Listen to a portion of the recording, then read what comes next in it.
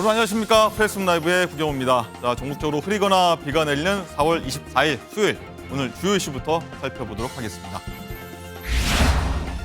자, 의정 갈등이 끝이 보이지 않습니다. 전국 주요 병원 교수들이 내일 사직하고 대학별로 다음 주 하루 휴진하기로 했습니다.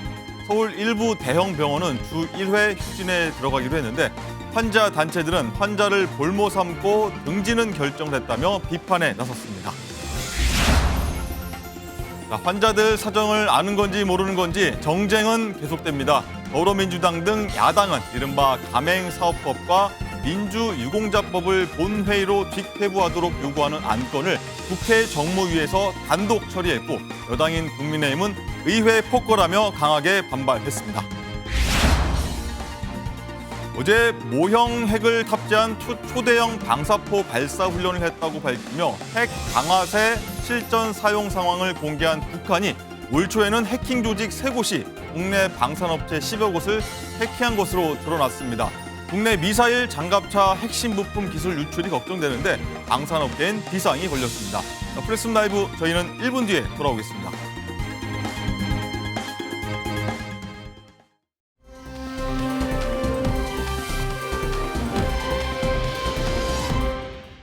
네, 저희 유튜브 채팅창에서 토론하시면요, 시청한 재미가 2배, 3배죠. 많은 참여 바라겠습니다. 네, 저희 프레스룸 라이브의 뉴스 핵심 관계자분들 나오셨습니다. 안녕하십니까? 네, 안녕하세요. 안녕하세요. 예. 자, 윤석열 대통령과 더불어민주당 이재명 대표의 영수회담 한 차례 연기 끝에 어제 첫 실무회동이 있었는데요. 어떤 주제로 언제 한다는 건지 짚어보도록 하겠습니다. 자, 장관 기자, 일단 정확한 영수회담 날짜를 정하지 못한 채 어제 실무 첫 회동이 마쳤어요. 그렇습니다. 어제 오후 2시경에 이 대통령실 홍철호 정무수석 그리고 민주당 천준호 실장이 국회에서 만났는데요. 40분간 진행된 회동에서 민주당 측은 민주당만 준비한 의제를 꺼내고 대통령실은 듣기만 했다고 말했습니다. 현재까지 상황으로 볼 때 이제 겨우 첫 삽을 떴기 때문에 영수회담은 당초 예상보다는 조금 늦어져서 다음 주로 넘어갈 가능성이 제기가 되고 있습니다. 이런 가운데 어제 민주당은 대통령에게 이 대국민 사과, 최상병 특검, 거부권 자제, 그리고 25만 원 민생회복 지원금을 위한 이 추경 13조 원을 요구할 것으로 알려지고 있는데요. 대통령실에서는 어떤 의제든 들여다보긴 하겠지만 다 들어줄 수 있는 것은 아니라는 입장인 만큼 온도차가 분명해 보여서 아직까지는 좀 더 지켜봐야 할 것으로 보입니다. 네. 자, 영수회담이 당초에는 이번 주에 열릴 것으로 보였는데 일단 물리적으로 좀 힘들 것 같기도 하고요. 자, 진수희 의원님, 일단은 자, 날짜는 아직 확정하지 못했고 일단은 첫 실무회동 때 이 정도면 괜찮았어. 아니다. 이 정도면 신경전 아니야? 좀 이런 모습들이 좀 각각 해석들이 있었거든요. 어떻게 좀 보셨습니까? 조금 신경전이 있었던 걸로 보이고요. 워낙에 오래간 만에 열리는 회동이다 보니 양측 모두 긴장도 하면서 조금 종잡지 못하는 그런 분위기에 있었던 것 같습니다. 특히 이제 용산 대통령실에서는 비서실장 인선이나 또 이 핵심 이 의제 조정하는 파트너인 정무수석이 네. 어제 그저께야 비로소 임명되는 그런 바람에 아마 준비 회동이 더 늦어진 거 아닌가 싶은데요. 네. 저는 그럼에도 불구하고 뭐 의제 조율하고 이런 데 너무 시간을 쓰지 마시고 그냥 빨리 만나는데 또 큰 의미를 두었으면 좋겠다, 이런 생각이 드는 게, 뭐 의제를 막 조율한다 그러는데 이게 뭐 수십 년 만에 열리는 남북 정상회담도 아니고 예. 또 이 국가 대 국가 간의 정상회담 열리는 것도 아니고 예. 언제든지 만날 수 있는 분들이 이제까지 안 만나고 있다가 만나는 거기 때문에 게다가 대통령께서 무슨 얘기든지 다 듣겠다 이렇게 얘기를 하신 마당에 그 이재명 대표 쪽에서도 뭐 너무 이렇게 보따리를 많이 꾸려서 오시기보다는 앞으로 이게 물꼬가 트이면 이제 자주 또 정리가 될 수 있다. 네, 만날 수도 있기 때문에 너무 보따리에 이거저거 다시는 안 볼 사람처럼 그렇게까지는 안 하셔도 되지 않겠나 싶고요. 예. 지금 현안이 되고 있는 이슈들도 대통령이 오케이 한다 그래서 다 또 되는 거는 아니거든요. 왜냐하면 또 여당 의원들하고 협의도 해야 되고 국회에서 논의 과정을 거쳐야 되기 때문에 대통령과 야당 대표가 만나서 모든 거를 다 놓고 결정까지 한다. 이거는 아니지 않습니까? 그래서 일단은 빨리 만나는 게 좋겠다 하는 네. 말씀을 드립니다. 일단 만남이 중요하다 말씀하셨고요. 자, 김상일 부대변인, 네. 일단은 윤 대통령이 의제 없이 이재명 네. 대표 얘기 많이 듣겠다 일단 이렇게 얘기했지 않습니까? 네. 일단 근데 민주당에서 지금 나온 얘기 보면은 윤 대통령이 어떤 사과 그리고 거부권 자제, 네. 회담 정리야 뭐 이런 부분을 요구했거나 요구한 것으로 보이거든요. 네. 일부 보면은 대통령실에서 좀 받아들이기 좀 부담스러운 부분도 있어 보여요. 어떻게 좀 전개될까요? 일단은 뭐 이런저런 이야기를 많이 할 수 있겠죠. 근데 이제 요구 이렇게 정리를 하면 그거에 대한 정확한 또 답이 있어야 되는 거잖아요. 그래서 그런 식으로 하면은 이제 자기 주장을 하러 가거나 자기의 감정을 해소하러 가는 것으로 약간 싸우러 가는 보일 것일 수가 수 있다. 있잖아요. 저는 그런 건 안 좋다고 보고요. 일단 첫 만남이니만큼 앞으로 협치의 틀, 그다음에 기조 이런 걸 확인하고 그런 것들을 어떻게 해나갈 것인가 이런 그걸 만들어내는 데 집중했으면 좋겠다 이런 생각이 들어요. 그러니까 이런 거 아니겠습니까? 어떤 의제가 있으면은 뭐 정부로 하여금 야당에 먼저 설명하게 하겠다. 그리고 야당의 의견을 들어서 그 의견의 합리성 같은 거를 따져보겠다. 뭐 이런 뭐 프로세스와 관련된 틀 같은 거를 만든다면 모든 의제들은 그 틀에 의해서 다뤄지게 되잖아요. 근데 예. 의제를 구체적으로 설정하다 보면은 결국에는 감정 싸움으로 이어질 수가 있고 그러면은 그동안 만나지 않고 서로 주장하면서 해왔던 거하고 뭐가 달라지죠? 만나고서 달라지는 거는 국민을 위해서 달라져야 되는 거죠. 지도자들이니까. 예. 그러니까 본인들을 위해서 달라져라 이런 요구를 하는 듯한 의제들은 저는 크게 지금 의미가 없지 않나. 그러면 오히려 국민들이 볼 때는 저 왜 만났지? 이런 상황이 돼버리기 때문에 지속적으로 만남을 요구했던 야당도 그리고 거부했던 여당도 달라진 모습을 보여주기는 힘들 것이다 이런 생각이 듭니다. 저도 지금 네. 예, 우리 김상일 평론가님 말씀에 전적으로 동의를 하고요. 협조의 기조와 틀을 만드는데 좀 집중했으면 좋겠다는 굉장히 아주 그 생산적인 제안을 해 주셨는데 저도 같은 생각인 게 구체적인 의제를 갖고 두 분이 아주 이 구체적인 논의를 하다 보면 이게 말하자면 탑다운 방식의 이 국정 논의인 거잖아요. 그래서 대통령과 원내, 그러니까 그 일당의 대표가 다 정하면 그냥 그 여야 당의 의원들은 다 따라간다. 이거는 저는 바람직한 이 정치나 국회 모습이 아니라고 봐서 지금 말씀하신 대로 그런 기조나 틀을 정하고 앞으로 계속 대화를 이어가는 그런 방식과 과정이었으면 좋겠다. 그런 생각을 합니다. 일단 만나서 물 흐르듯이 대화가 나가는 도중에 여러 가지 의제도 자연스럽게 나오지 않을까 이런 생각도 듭니다. 자, 일단은 어쨌든 영수회담 의제로 전 국민 25만 원 지원금이 굉장히 화두고 벌써부터 공방이 있는 건 사실입니다. 일단 듣고 오시죠. 근데 재정 같은 경우에는 사실 이제 부자 감세로 줄었던 부분만 일부 복원해도 충분히 마련할 수 있다라는 전문가들의 얘기가 있고요. 식당에 손님이 늘고 시장의 소비가 늘고 돈이 돌고 돌아 우선 꽉 막힌 민생 파탄을 치유하는 마중물이 될 것입니다. 당장 허리띠를 졸라매야 할 판인데 민주당의 주장대로라면 현재의 나라 빚에 13조 원을 더 얹어야 합니다. 이 돈을 갚을 책임은 결국 청년과 미래 세대가 지게 됩니다. 재벌 총수도 25만 원 받고 혼자서 아주 어려운 곳에서 사시는 분도 25만 원 받고 그건 저는 맞지 않은 것 같아요. 네, 이재명 대표가 주장한 전 국민 25만 원 지원금 관련해서 여야의 다양한 목소리 듣고 왔는데 일단 진 의원님, 네. 일단은 25만 원 지원금 다 주게 된다면 13조 원 가량 든다고 하죠. 또 25만 원 준다고 해서 경제가 살아날 거냐? 뭐 이런 여야 논리가 좀 팽팽하게 맞서고 있습니다. 어떻게 보십니까?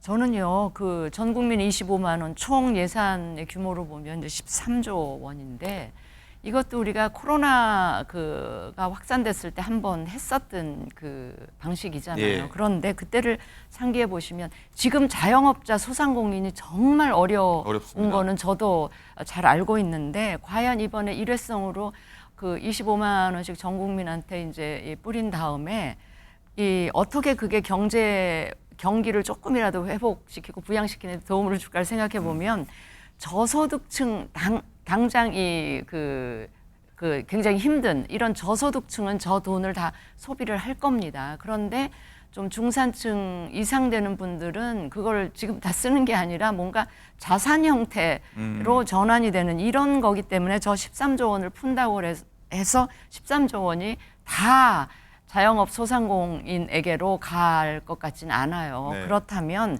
그러면서 대신 이제 이렇게 물가를 더 상승시키는 압박 요인으로 작용할 수도 있기 때문에 저거는 정말 좀 재고를 하고요. 지금 소상공인 자영업자 굉장히 힘들기 때문에 그분들한테 저런 방식 말고 정말 도움이 될 수 있는 거를 좀 머리를 맞대고 논의를 했으면 좋겠다 네. 하는 말씀을 드리고요. 저 지금 여당이나 정부 차원에서는 재정 운용 그 원칙이라는 게 있잖아. 이 정부에서 추진해온 거기 그 기준이나 원칙에 비춰보면 아마 저 돈 쓰는데 동의하기가 굉장히 힘들어 보입니다. 국가 재정 관련된 문제일 테니까요.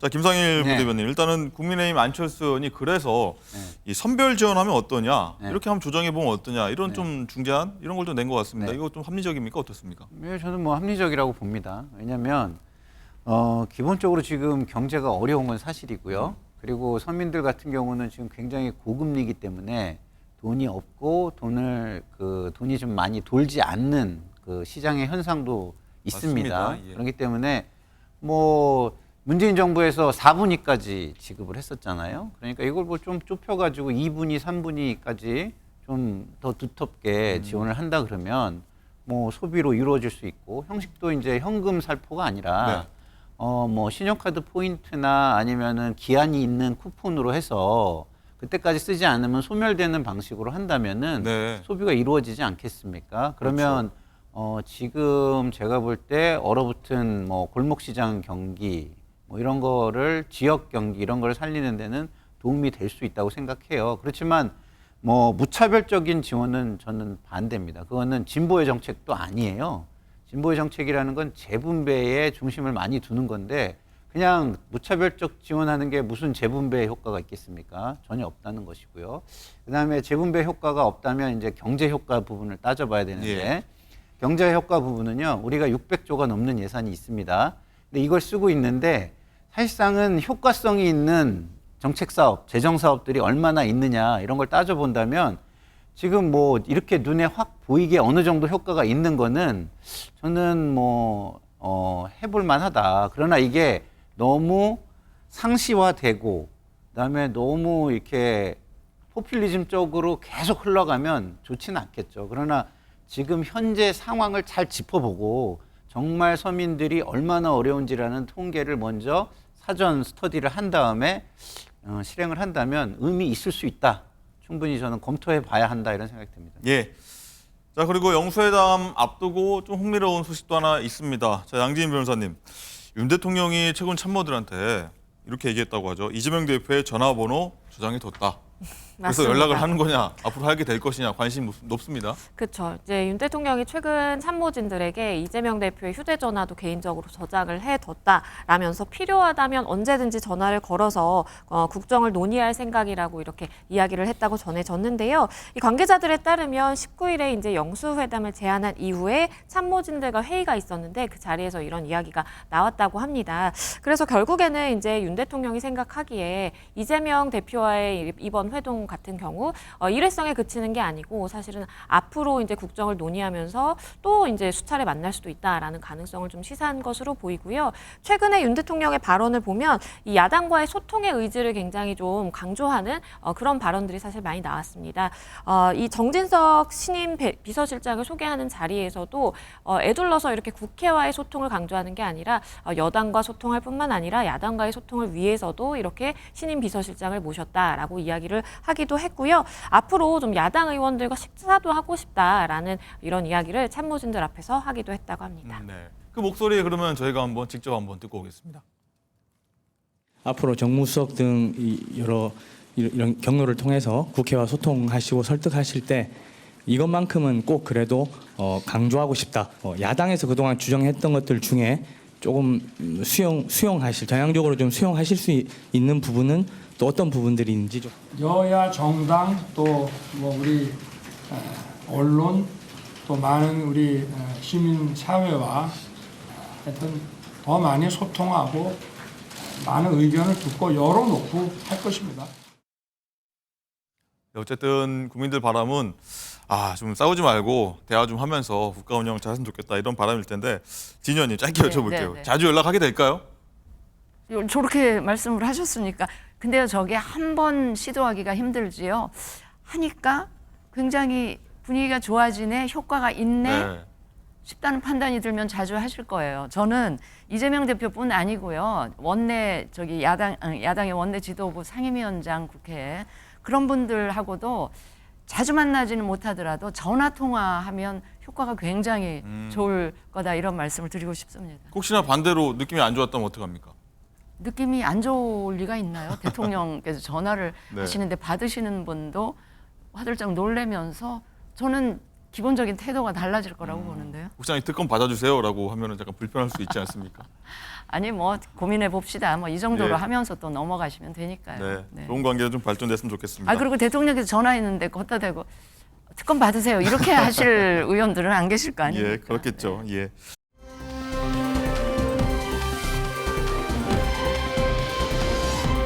자, 한동훈 전 비대위원장, 국민의힘 비대위원장 얘기도 한번 해볼 텐데 장가 기자, 일단은 윤석열 대통령의 오찬 제안에 한 전 비대위원장이 거절해서 좀 그것도 화제가 됐었는데 이거 지난주에 국민의힘 전 비대위원들과는 또 식사 자리를 했다고 해요.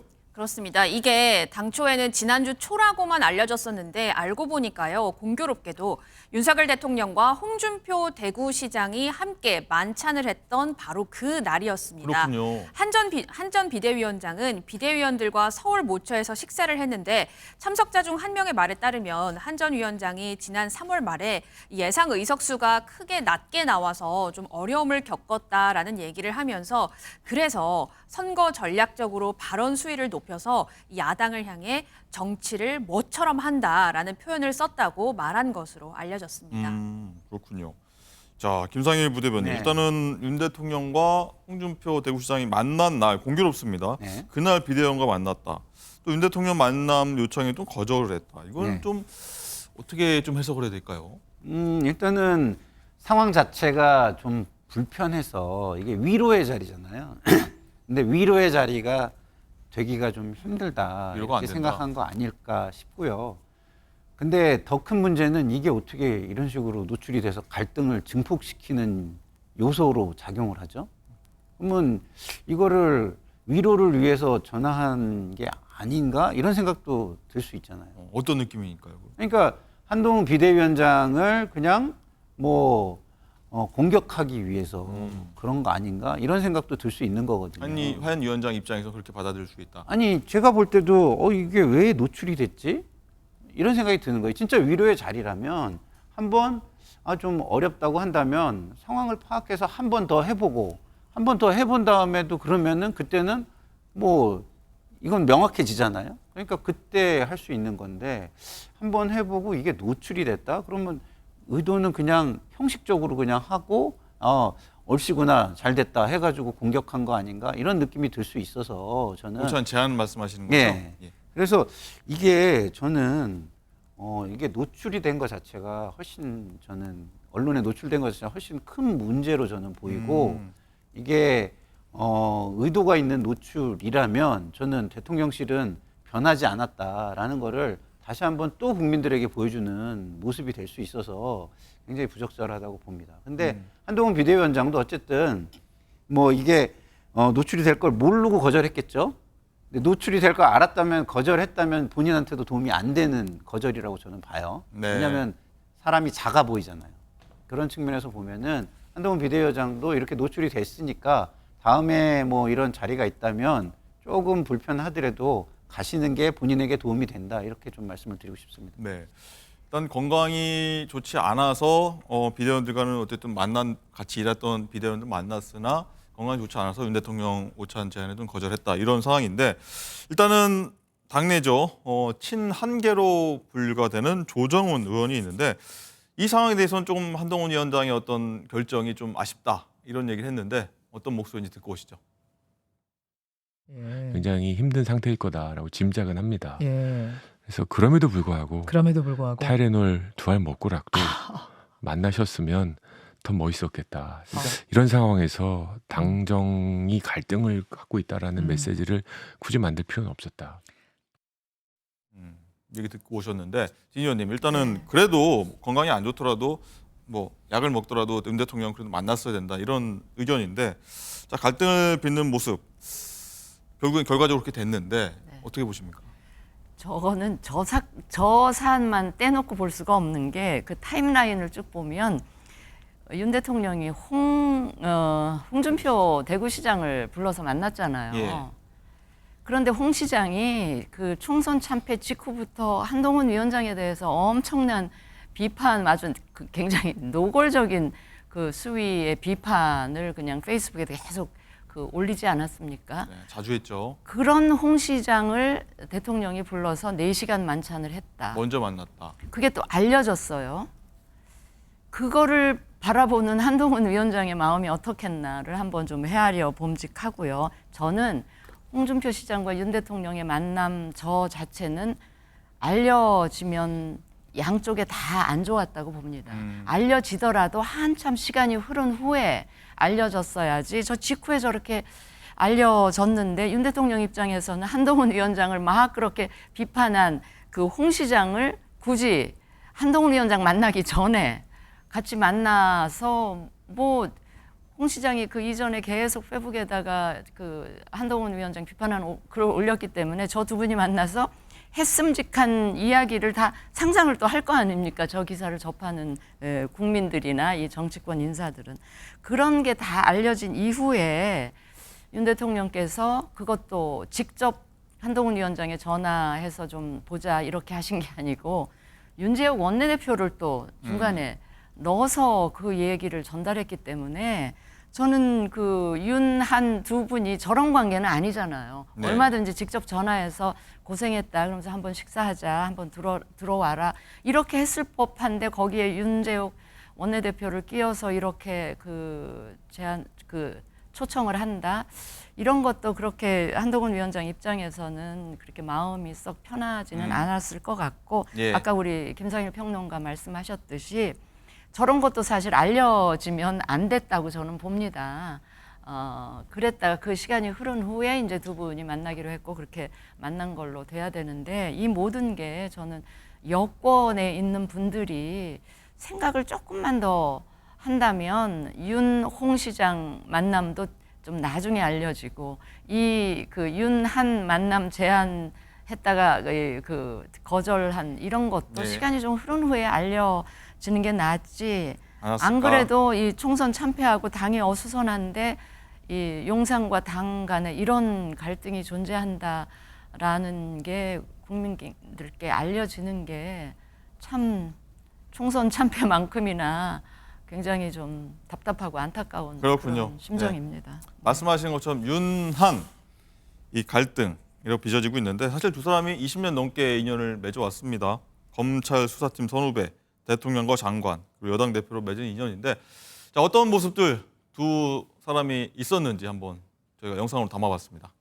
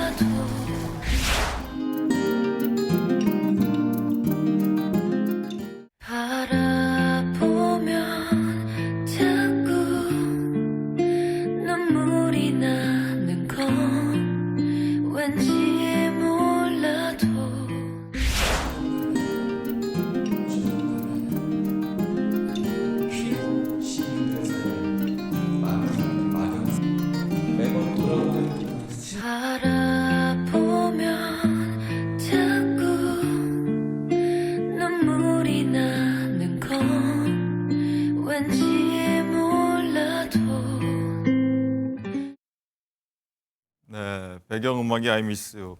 두 사람 그리워하고 있는지 모르겠는데 자, 양진희 변호사님, 일단은 그려오고 있는지 모르겠는 윤한 이분들이 1차 갈등이죠, 올 초에. 그때 윤 대통령이 주변에 좀 안타까운 한동훈 위원장을 바라보며 안타까운 심정을 좀 밝히기도 했었어요, 사실. 네, 1차 갈등 때만 하더라도 윤 대통령이 굉장히 좀 안타까운 그런 속내를 좀 내비쳤는데요. 눈에 넣어도 안 아픈 내 후배였는데 오죽하면 이렇게까지 나에게 선을 그었겠는가라는 이야기를 했다고 합니다. 그렇죠. 그러면서 주변에서 이제 가장 아끼던 사람에게 바보같이 뒤통수를 맞느냐는 소리까지 들었다라면서 사람을 내가 너무 의심하지 않고 썼나라는 이제 나의 잘못인 것 같은 생각마저 든다라는 이야기까지 하면서 심경을 토로했습니다. 네. 김상일 부장님, 네. 아까 이재명 대표 전화번호를 윤 대통령이 저장했다. 이제 할 것이냐 말 네. 것이냐 저희가 얘기 나눴었는데 두 사람 전화번호 있을 거 아닙니까? 그렇죠. 전화 한번 할 수 있는 관계는 아닌가요? 그러니까 제가 보면은 대통령께서 좀 약간 공과 사를 좀 구분하시면 좋겠다는 생각이 들어요. 사적 관계가 모든 걸 지배할 수가 없죠. 저 여기 나와서 방송 평론하는데 저 친한 분들 문제가 질문으로 많이 올라와요. 근데 제가 그분들 편을 들면 그게 공적인 마인드가 있다고 생각해 주시겠습니까? 예를 들어서 저는 뭐 안민석, 정봉주, 노웅래 다 저 친해요, 되게. 근데 여기에서 국민들을 위해서 평론을 해야 된다는 공적 소명 의식이 조금 있다면 좋게 얘기할 수 없는 때가 되게 많잖아요. 그런데 그걸 사적으로 다 얘기를 하고 그분들은 제가 공적으로 얘기하면 또 사적으로 쟤는 왜 저래 이런다면 네. 제가 여기 나올 자격이 없는 거예요. 한동훈 비대위원장이 비대위원장을 맡았으면 공적인 책임이 있는데 무조건 대통령 편을 들면 그 공적인 자리에 갈 의미가 없는 거예요. 자격도 없는 거고. 그러면 그 공적인 자리에서 다 이유가 있어서 그걸 했다면 공적으로 이해를 해줘야죠. 대통령 말씀 중에 이 부분이에요. 오죽하면 이렇게 선을 긋겠는가. 그걸 먼저 생각해 주셔야 돼요. 사람을 너무 의심하지 않고 썼던 나의 잘못. 이거는 사적인 거예요. 예? 그러니까 제가 볼 때는 오죽하면 이렇게까지 선을 긋겠는가 이걸 머릿속에 자꾸 되새기면서 모든 걸 좀 앞으로 바라봐 주시면 한동훈 비대위원장의 관계도 굉장히 대범하게 대담하게 넘어가실 수 있겠다. 그리고 전화도 편하게 하실 수 있겠다. 그리고 공적인 일은 공적인 거와 사적인 거를 가지고 이야기를 해서 서로 협조도 할 수 있겠다. 이런 생각이 듭니다. 네. 진 의원님, 일단은 오늘은 이런 얘기까지 나옵니다. 그래서 이거 둘 간의 관계가 정치적 결별이냐 수순에 가는 거 아니냐 이런 얘기까지 나오는데 어떻게 보십니까? 1차, 2차, 3차 윤한 갈등이라고 하는데 봉합이 또 잘 될 거라고 보십니까? 어떠십니까? 오랜 인간관계였기 때문에 한두 번의 어떤 계기가 마련이 되면 완전히 옛날 관계로 복원은 안 되더라도 조금은 이제 개선되는 관계는 있을 수도 있겠다 싶은데요. 저는 계속 누누이 말씀드리지만 아까 그 CG에서 나왔던 그 소위 말하면 1차 윤한 갈등 직후에 대통령께서 사적인 자리에서 하셨다는 말씀 있잖아요. 눈에 넣어도 안 아픈 후배, 또 그 나의 사람을 너무 의심하지 않고 썼던 나의 잘못, 이런 이야기들이 왜 다 공개가 되는 건지 저는 대통령 모시고 있는 저 참모들이 어떤 의도로 저런 이야기들을 다 언론에 미주알 고주알 공개를 하는지, 저렇게 공개해가지고 대통령한테 도움될 게 뭐 있겠습니까? 갈등 좀 부추기는 면이 있다. 네네. 그래서 저건 참모들이 정말 대통령 잘못 모신다 하는 따끔한 말씀을 좀 드리고 알겠습니다. 싶습니다. 자, 그러면 비대위원들하고 모임에서 한동훈 위원장이 어떤 말 했는지 첫 외출이었다고 하거든요. 총선 이후에. 어떤 말 했는지 한번 장관 기자 한번 좀 더 살펴볼까요? 우선 몸 상태는 굉장히 안 좋아 보였다고 하는데요. 그날 저녁 자리도 사퇴 이후에 밖에서 하는 첫 저녁 자리였다고 합니다. 네. 자, 한 전 위원장은 가까운 해외라도 나가서 좀 쉬고 싶지만 알아보는 사람들이 많아서 좀 조심스럽다는 취지로 말을 한 것으로 전해지고요. 또 과거 검사 시절 좌천됐던 때를 언급을 하면서 지금 이런 시간에 사실 익숙하다. 이 시간을 충분히 활용해서 내공을 쌓겠다라고 했답니다. 구체적인 전당대회 출마 여부 등을 언급 언급한 건 아니지만 뭔가 정치는 계속 하겠다는 의미로 읽혀지기 때문에 복귀 의지, 복귀의 여지를 느낄 수 있는 대목입니다. 자, 이런 시간에 익숙하다던 한 전 위원장, 조선 제일검이라는 별칭을 얻은 한 전 위원장의 우여곡절, 그리고 정계에 입문한 후 그의 모습까지 저희가 차례로 담아봤습니다. 그 후 저는 4번 좌천당하고 2번 압수수색을 당하고 사적인 동선을 CCTV로 사찰당하고 그리고 후배 검사로부터 독직 폭행을 당했습니다. 없는 죄를 만들어서 덮어씌우는 것은 민주국가에 절대로 있어서는 안 되는 일입니다. 그런데 말입니다. 그거 정확하게 이 정권이 저한테 한 일 아닌가요? 한 4번 정도 좌천을 당했었는데요. 그 3번째가 바로 이곳 충북의 진천이었습니다. 그런데 저는 참 좋았어요.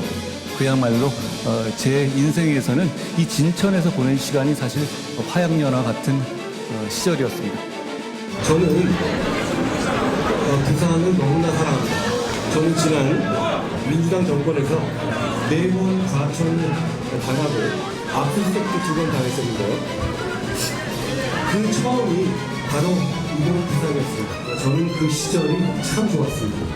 저도 이제 고향의 이 일산에 제가 4번째 좌천될 때가 이 사법연수원에 있을 때였거든요. 저는 굉장히 좋은 시기였어요. 너무 좋은 곳이었어요. 네, 한동훈 위원장의 검사 시절 좌천, 여러 차례 좌천, 그리고 새 정부 들어서 장관이 되고 그다음에 여당의 비대위원장, 대표직까지 거의 맡았고 그렇기 때문에 이런 시간이 익숙하다, 내공 쌓겠다 이런 부분들이 의미심장하게 들리긴 하는데 진 의원님 일단은 국민의힘 추 전당대회에 당대표로 나올 거냐 말 거냐 이런 게 굉장히 좀 관심이거든요. 어떻게 좀 전망하십니까?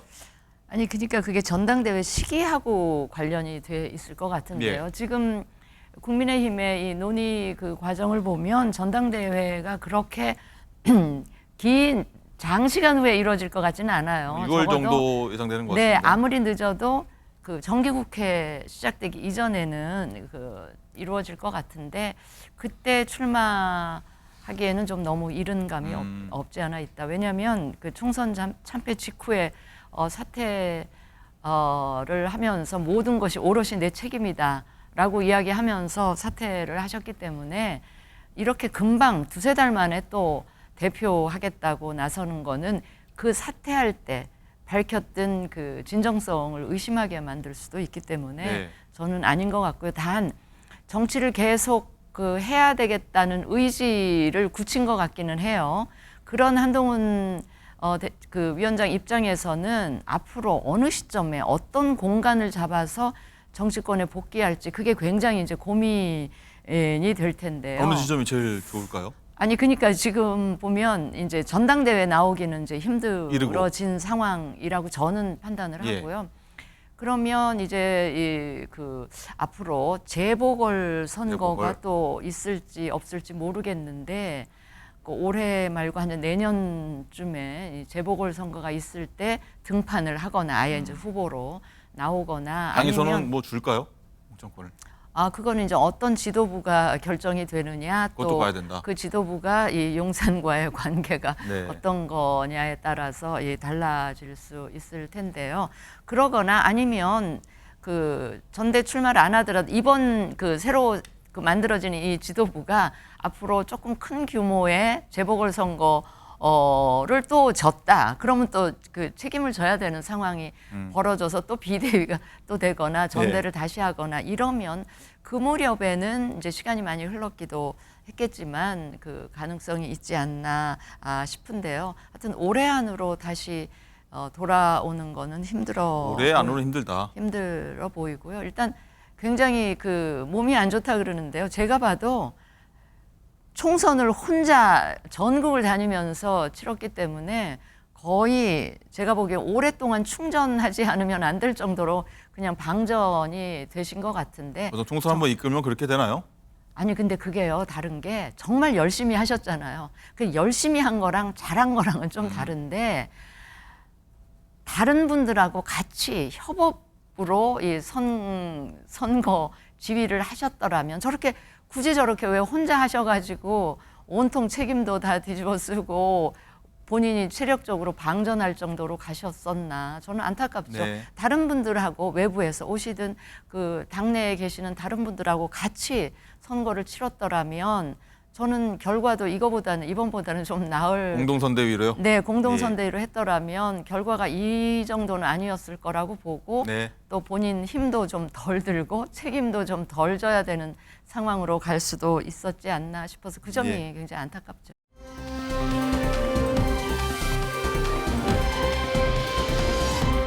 한동훈 전 위원장 포함해서 여권의 차기 대권 주자들로 꼽히는 인물들도 각기 좀 총선 이후에 다른 행보들 보이고 있어서 이 얘기도 한번 해보도록 하겠습니다. 장가 기자, 일단은 정권 심판론 여론이 총선 패배 요인으로 꼽히지 않습니까?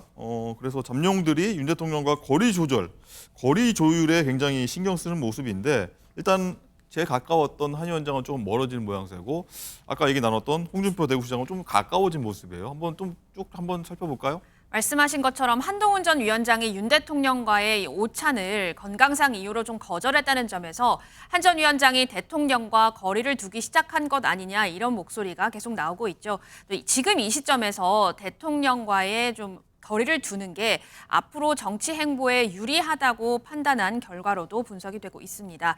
이런 가운데 지난 16일 홍준표 대구시장은 윤석열 대통령과 만찬을 4시간가량 갖고 또 연일 한 전 위원장을 공격하는 글을 SNS에다 올리면서 대통령을 적극 엄호하는 모습을 보이고 있죠. 뿐만 아니라 오세훈 서울시장도요. 이번 총선에서 국민의힘 후보로 서울에 출마했던 낙선자와 당선자들을 잇따라 만나면서 이른바 식사 정치로 여권 내 지지 기반을 확장하려는 것 아니냐 이런 분석이 나오고 있습니다. 또 안철수 당선인 역시 사안별로 윤 대통령을 지지하거나 비판하면서 목소리를 높이고 있는데 당내 우호 지분을 좀 확장하면서 입지를 다지는 모습 보이고 있습니다. 그렇군요. 자, 한번 정리를 해보면 김상일 대표님, 네. 일단은 한동훈 위원장은 홀로서는 한동훈, 네. 윤심 파고든 홍준표, 네. 보폭 넓히는 오세훈, 밀당하는 안철수, 뭐 이렇게 정리가 좀 될 것 같은데, 네. 자, 여권 내 잠룡들의 움직인 모습 네. 좀 어떻게 보고 계십니까? 그러니까 대선을 위해서 자기의 지금 현 위치와 정치적 상황에 맞게 행동들을 하는 것이죠. 예. 그러니까 한동훈 비대위원장 같은 경우는 이제 정치를 시작하는 사람으로서 정치적 서사가 없어요. 정치 입문의 서사는 있었거든요. 아까 얘기했잖아요. 4번의 자청과 2번의 압수수색. 예. 뭐 이런 정치 입문의 서사는 있었는데 입문한 이후에 정치적 서사가 없습니다. 예를 들어서 국민을 위해서 자기 희생적으로 이번 총선에서 자기 희생적으로 국민의 목소리를 대변해주고 대통령한테 어떤 불이익을 받았다. 그럼 서사가 만들어졌을 거예요. 근데 눈치를 봤잖아요. 그래서 사실상의 제대로 된 국민을 위한 목소리를 내지 못했어요. 그리고 2조 심판론이라든가 뭐 이런 것들을 엉뚱하게 가져와 가지고 뭐 선거에 책임이 전혀 없다고 말할 수 없는 상황이 됐거든요. 근데 저는 오로지 내 책임이다 하고 물러난 게 서사가 될 수 있다고 봐요. 어떨 때? 끝까지 기다릴 때, 인내하고 국민이 다시 찾을 때까지 기다리면 이게 모든 걸 책임지는 지도자의 모습이잖아요. 근데 지금 갈등 상황으로 이게 전개되면 이게 또 훼손돼요. 저는 철저하게 한동훈 비대위원장은 거리를 두되 거리가 두는 것이 너무 드러나는 거는 좀 경계하는 게 좀 맞다고 생각을 하는데 예. 그 부분은 조금 더 조심을 해야 될 것 같고요. 홍준표 그 대구시장은 이미 새로운 인물이 아니에요. 국민에게 어느 정도 평가가 이루어진 인물입니다. 그러니까 굉장히 정치공학적으로 자기 기반을 다질 수밖에 없어요. 그러니까 굉장히 정치공학적으로 접근을 하는 것이고요. 오세훈 시장은 뭐 도백이잖아요. 그러니까 서울시장, 지자체장으로서 좀 물 밑에서 보폭을 넓히는, 확장하는 자기의 어떤 모습을 확장하는 그런 것을 선택한 것이다. 이런 생각이 듭니다. 예. 그러니까 각자의 정치적 상황이 다르기 때문에 그거에 맞게 행동하는 것이다. 하고 있다. 대선을 위해서. 진 의원님, 일단은 홍준표 시장 언급하셨지만 어떻게 보면 대통령과 좀 밀착한 느낌이 들어요. 뭐 앞으로 3년 뭐 대선까지 남았지만 좀 이른 감도 좀 없지 않아 있긴 하지만 정치적 행보들 누가 좀 앞서가고 어떤 전략을 좀 보고 있다고 보십니까? 누가 뭐 앞서가는지 뒤처지는지 그거는 지금 판단하기 좀 이른 것 같고요. 우선 저는 그 한동훈 위원장의 제가 뭐 그 조언을 드릴 수 있는 위치에 있다면 이런 말씀을 드리고 어떤 싶어요. 걸까요? 그 대권의 생각이 있으시면 국회의원을 꼭 한번 경험해 보시라. 재보궐. 재보궐에 나와서 하여튼 그 의정 활동을 하시면서 실제 지역구에서 지역구 주민들하고도 이 소통을 좀 하시고 지역구 주민들 대상으로 선거를 좀 해보시고 국회도 이제 그 뭐라 그러나 내각의 일원으로 경험은 하셨지만 국회의원의 일원으로 국회를 좀 경험하셨으면 좋겠다.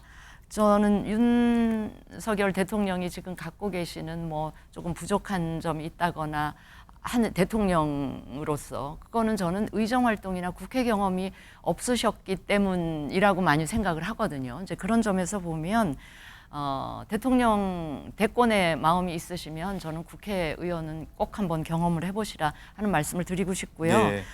홍준표 시장에 대해서는 제가 그동안 쭉 경험해온 홍준표 시장은 사람에 대한 평이나 어떤 특정인과의 이 관계 설정에 있어서 늘 그때그때 굉장히 달라요. 다르시기 때문에 오늘 이번에는 윤 대통령하고 이게 소위 말하는 착붙 관계를 보이지만 앞으로 몇 달 후에는 또 어떤 모습을 보일지 어떤 발언을 할지 그는 지켜볼 일이다. 그리고 굉장히 저는 이 홍준표라는 정치인이 가진 일종의 특권이라고 여겨지는 게 뭐냐면 정치 상황이나 인물에 대해서 항상 말을 바꾸세요. 입장을 바꾸시는데도 그거에 대해서 많은 사람들이 비판을 하거나 지적을 하거나 이러지를 않아요. 않고 홍준표라는 정치인은 워낙에 저런 스타일이야 라고 그냥 인정한다고 할까요? 그런 면에서는 만약에 다른 분들이 정치 상황이나 무슨 특정 인물에 대한 평을 이렇게 자꾸 바꾸면 왜 말 바꾸냐라고 굉장히 지적을 하고 비판이 가해지는데 네. 홍준표 시장에 대해서는 전혀 그러지를 않는 걸 보면서 저것도 저분의 이 특권이자 뭐 면허증 같은 건가 네. 뭐 이런 생각을 하기 때문에 예. 지금 윤 대통령과의 관계는 지금 이렇게 설정을 했다 하더라도 뭐 6개월 후, 1년 후에 또 어떻게 달라질지는 모르니까 네. 그냥 관심 가지고 지켜보시면 된다 이런 말씀 드립니다. 알겠습니다. 한번 네. 지켜봐.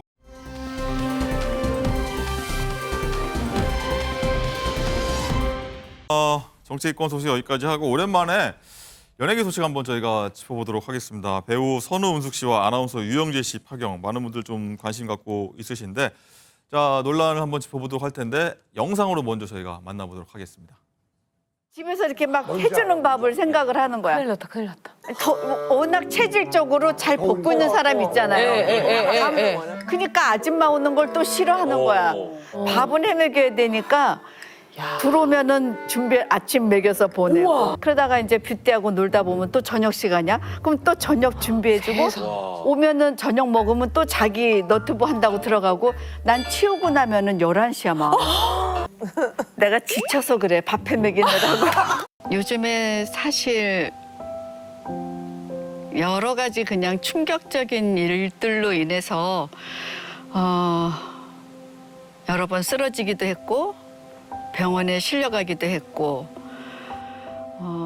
아직 회복은 잘 안 된 상태예요, 제가. 그리고 이 짧은 시간 동안에 이런 결정을 할 수 있었던 것은 저한테 남아있는 시간도 소중하다고 생각해서 빠른 선택을 했어요. 사모니다 하는 말씀. 맞아요. 제가 3번째 부인입니다. 우리가 하나를 보면 열을 안다는 말이 있는데 어쩌면 틀릴 때도 있어요. 잠시 본 하나의 단면만으로 그 사람의 전체를 판단할 필요는 없다는 얘기입니다. 네, 쭉 얘기 들으셨는데 장 기자 일단 두 사람 이혼 관련해서 굉장히 좀 논란도 많고 많이 관심 갖고 계신데 뭐 사실혼, 사모혼 논란, 뭐 친언니 성추행 논란까지 뭐 굉장히 많은 내용이 나오고 있어요. 그렇습니다. 선우은숙 씨와 결혼할 당시에 유영재 씨가 사실혼 관계에 여성이 있다는 의혹, 그리고 이제는 선우은숙 씨 언니를 유영재 씨가 강제추행했다는 의혹까지 생겼습니다. 두 사람은 2022년 9월에 혼인신고를 했고요.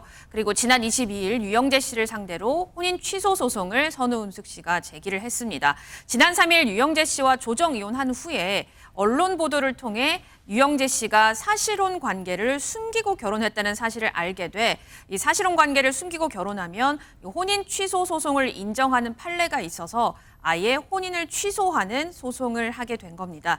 또 선우은숙 씨 측은 언니 A 씨를 대리해서 유영재 씨에 대한 고소장을 경기 분당경찰서에 제출을 했는데요.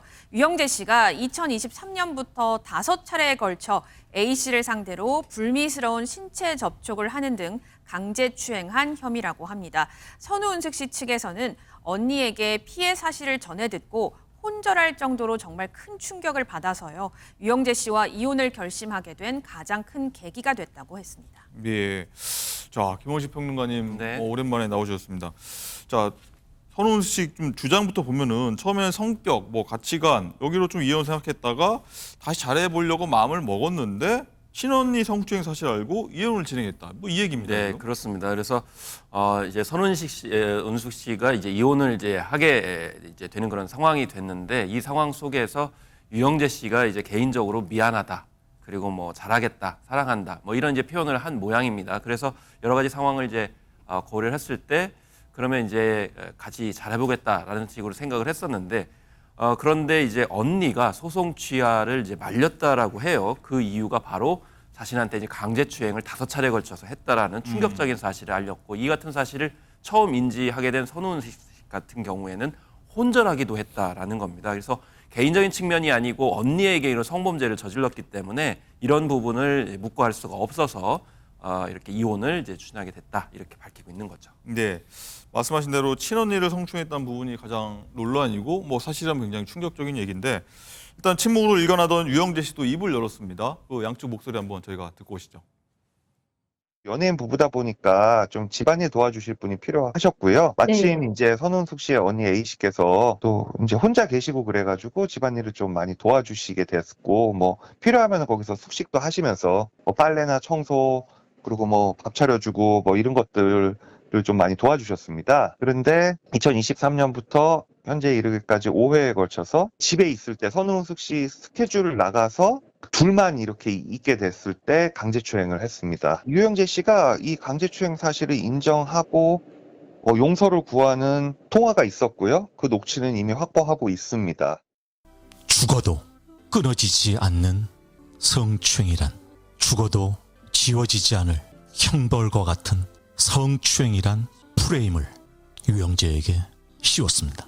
내가 이대로 죽는다면 더러운 성추행이 사실로 끝날 것이므로 법적 다툼을 하게 됐습니다.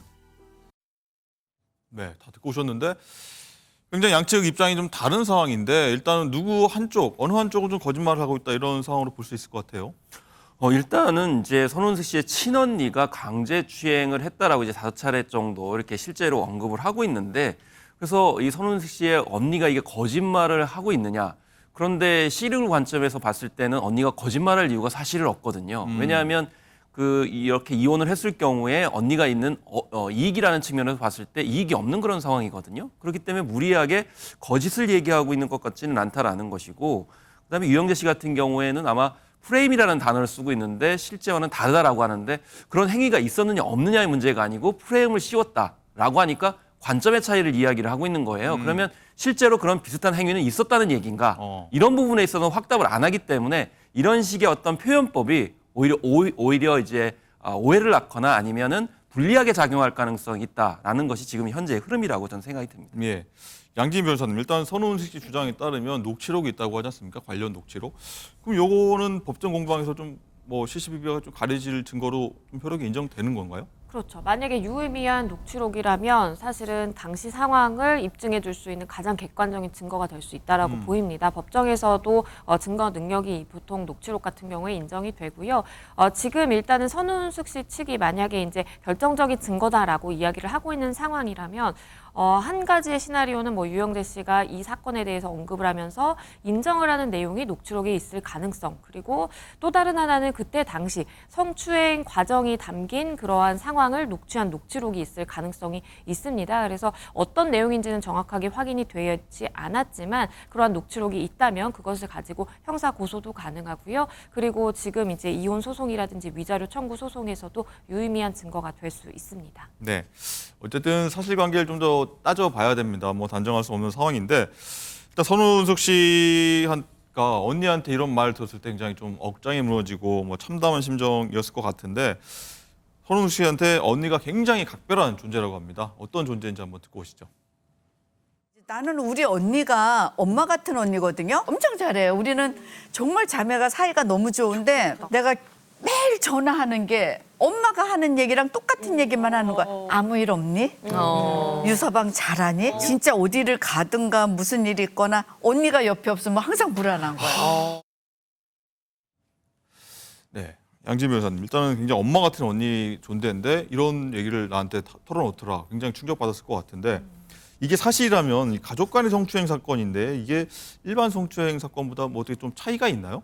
아무래도 죄질이 굉장히 나쁘다고 판단될 가능성이 있고요. 일단은 법적으로 혼인한 상태의 본인의 이제 배우자의 친언니를 추행한 것입니다. 그래서 만약에 이것이 사실이라고 한다면 사실은 이제 엄벌에 처해질 가능성이 굉장히 높고요. 일단은 지금 선우숙 씨가 여러 차례 방송에서도 본인이 이제 엄마같이 느끼는 정말 언니다라면서 언니와의 친밀감을 많이 드러냈거든요. 그리고 거기에 더불어서 지금 성추행이 있었다라고 주장하는 피해 횟수도 한 차례가 아니라 5번입니다. 5차례에 걸쳐서 가장 가까이 있는 가족이라고 볼 수 있는 본인과 어쨌든 친족 관계에 있는 사람을 이렇게 성추행 피해를 계속해서 발생시켰다라는 것은 실제 법정에서 만약에 이제 유죄로 판단이 된다면 굉장히 엄벌이 처해질 수 있는 그런 상황입니다. 네, 어쨌든 유영진 씨는 굉장히 부인하고 있다. 사실 아니다. 계속 얘기하고 있는 상황이고요. 자, 두 사람의 파경 이후에 고소전까지 좀 기간이 있었습니다. 사실. 그래서 왜 지금 이제야 고소를 했느냐? 이런 의문점이 좀 있을 것 같은데 선우숙 씨 변호인 측 얘기 한번 저희가 듣고 오겠습니다. 기분 나빴다면 미안해. 추행의 의도는 아니었어. 뭐 이런 식의 용서. 진정성 있는 용서가 아니었고요. 변명에 가까웠고요. 방송에서 이용과 관련해서 계속 얘기를 하시잖아요. 되게 의미심장한 얘기들 있잖아요. 때가 되면 다 알게 될 것. 본인도 할 말이 있지만 때가 뭐 말할 기회가 있을 것이다 등등의 이야기들. 이런 거를 방송할 때마다 얘기하시는 걸 보고서 정말 반성이 없구나 이 사람은. 이렇게 판단을 하게 돼서 고소를 하시게 된 겁니다. 여러분들이 걱정하고 우려하는 또 여러 가지 그 이야기들에 대해서 때로는 침묵하는 것이 아마 이곳에 뭐 들어오신 분들의 연식도 있고 다 삶의 연륜도 있고 또 경륜이 있으셔서 침묵하는 이유에 대한 그 어떤 한간, 그 행간의 그 마음들을 여러분들이 잘 읽어내시리라고 저는 믿어요. 저 상대방도 많이 힘들고 또 아픈 시간을 보내고 계실 텐데요. 많이 위로해 주시고 건강 잘 챙겨서 멋진 봄날이 오기를 저는 기대합니다. 네, 유영재 씨 목소리까지 들었는데 일단은 김원식 평론가님, 일단은 그 선홍수 씨 측에서는 이 유영재 씨 지금 말 있지 않습니까? 뭐 침묵하는 데는 다 이유가 있어. 이런 식의 어떤 말에 조금 이 반성의 의미가 없는 거 아니야? 여기에 좀 화가 난 것 같아요. 그렇습니다. 유영재 씨의 태도나 발언에 있어서는 몇 가지 지적할 부분이 있는데요. 사실 안 하니만 못한 그런 발언들이 꽤 있는 것이 사실입니다. 그래서 예를 들면은 침묵하는 이유. 그러면 입장을 이제 표명해야 되는데 그렇다고 해서 공식적으로 라디오 채널에서 할 수는 없지만 아예 언급을 안 하는 것이 중요한데 비슷한 맥락으로 계속 이야기를 하고 있습니다. 그래서 침묵하는 이유. 그러면 침묵하는 이유에 대해서는 삶의 연륜이 있으면 이해할 수 있다. 그럼 이해 못하시는 분들은 삶의 연륜이 없는 건가? 뭐 이런 식의 화법이 또 불쾌감을 줄 수도 있다고 내가 또 생각합니다. 할 말이 있는데 참고 있는 거다. 이렇게 비춰질 수도 있는 건가요? 그거를 이해를 당연히 연륜 있는 사람은 할 수 있다. 그래서 상대방한테 전가하는 듯한 느낌이 들고요. 그리고 한 번쯤 겪게 되는 개인적인 역경이다. 이런 식으로 표현한 것도 문제가 되고 있습니다. 중요한 건 본인이 사실혼을 포함을 해가지고 뭐 성추행에 관련돼서 과연 행위를 했는지 이런 것에 대해서 언급을 해야 되는데 그렇지 않다라는 것이고 무엇보다도 한 단면만 보고 본질을 판단하지 말라라고 하면서 자신의 어떤 그런 입장 변호를 방송 채널을 통해서 하고 있다는 점도 뭐 선우숙 씨한테 굉장히 불쾌감을 줬을 가능성이 굉장히 높다라고 생각이 들고요. 네. 그래도 결국에는 회피 그리고 전가, 사안의 본질 흐리기 이런 점들이 이제 보여지기 때문에 아무래도 손은숙 씨가 분노를 한 것이 아닌가 이렇게 생각이 듭니다. 예. 자, 그리고 지금 선훈 씨 측은 혼인 취소 소송도 했다고 아까 장갈 기자 얘기했는데 혼인 취소 소송이라고 하면 결혼 자체를 없던 걸 해달라 이런 뜻 같은데 여기에 대해서 각자 의견이 엇갈리고 있습니다. 이 목소리도 한번 듣고 오시죠. 선은숙 씨가 4월 3일날 최종 이혼 조정이 성립돼서 이혼을 하시게 됐는데요. 이게 언론에 발표되니까 4월 5일에 유영재 씨가 사실혼 관계였는데 그 사실혼 관계를 숨기고 선은숙 씨랑 결혼했다라는 언론 보도를 처음으로 접합니다. 강력한 의지가 반영되었습니다. 그 선은숙 씨께서는 본인의 명예를 지키기 위해서 이혼 조정과는 별도로 혼인 취소 소송을 제기하게 되었습니다. 제가 2번 결혼했다는 이 엄청난 사실을 어찌 속이고 대한민국의 탑 배우, 유명 배우와 결혼을 하겠습니까? 저는 선은숙 씨를 처음 만나는 날 상대에게 2022년 7월 7일 상대방의 저의 2번째 혼인 사실을 밝혔습니다. 선은숙 씨 역시 결혼 이전에 서로의 과거에 대해서는 문제 삼지 않기로 약속을 했습니다. 네, 들으셨겠지만 굉장히 좀 많은 내용들이 좀 섞여 있고 좀 이해가 안 되는 부분들이 있는데 양진 변호사님, 일단은 선은숙 씨는 이제 사실혼 관계는 좀 몰랐다. 또 유영재 씨 측은 사실혼, 이거 양다리 근거 없는 주장이다. 이런 입장으로 좀 맞서 있습니다. 뭐가 맞는 겁니까? 어떻게 이해됩니까, 이거? 일단은 사실혼의 경우에는요, 이제 본인 당사자들의 의견도 중요하지만 사실 주변에서 이 두 사람을 어떻게 인지를 했는지가 중요합니다. 그래서 지금 유영재 씨와 실질적으로 사실혼 관계에 있었다라고 하는 여성분이라든지 이런 분들의 의견을 사실 확인서 형태라든지 이런 걸 통해서 아마 법원이 확인하게 될 가능성이 있고요. 만약에 상대방이 사실혼 관계였는데 이것을 숨기고 나에게 결혼을 했다라는 것은 사실은 혼인 취소 소송의 사유가 되는 것은 맞습니다. 혼인 취소라는 것은 사실은 내가 이것을 알았다면 결혼을 하지 않았을 텐데 그걸 숨겨서 상대방이 숨겼기 때문에 내가 결혼하게 됐을 때 제기할 수 있는 소송이고요. 만약에 그러한 것이 입증에 성공을 한다고 한다면 사실은 혼인 취소도 가능한 그런 상황입니다. 네, 어쨌든 한번 지켜봐 보도록 하고요.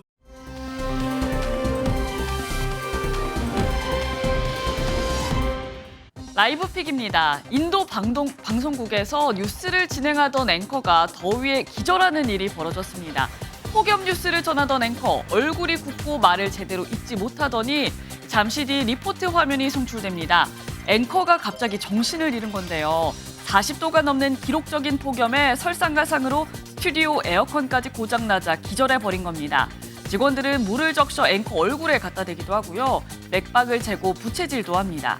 몇 분 후 이 앵커 서서히 정신을 차렸는데요.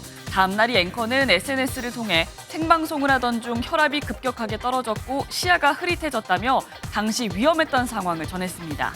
인도는 지난해에도 이 폭염으로 100여 명이 사망했는데요. 전문가들은 지구온난화로 인도는 평년에 비해 폭염과 고온 현상이 더 많이 발생할 것이라 전망하며 주의를 요하기도 했습니다. 중국에선 항공기 이륙 직전 누워서 갈 거라며 버티는 승객 때문에 출발이 지연되는 일이 있었습니다. 지난 16일 구일인 공항을 출발해 진안으로 향하려던 항공편에서 발생한 일인데요. 항공기 승객들이 누군가를 향해 내리라고 소리칩니다. 두 좌석을 예매했던 한 승객이 비행기에 오르자마자 그대로 누워버렸기 때문인데요. 승무원은 이륙을 위해 좌석에 똑바로 앉아 안전벨트를 착용해달라 요구했지만 이 승객 몸이 아파 못 앉는다며 끝까지 버텼고 자신에게 손대지 말라는 경고까지 했다고요. 출동한 공항경찰도 이 막무가내 행동을 막을 수는 없었다는데 버티던 여성 결국 제풀에 지쳐 벨트를 맸고 비행기는 2시간 30분이나 지연된 뒤에야 이륙할 수 있었습니다. 이 소동은 인터넷에 공개되며 현재 중국 누리꾼들의 공분을 사고 있다네요. 지금까지 라이브픽 전해드렸습니다.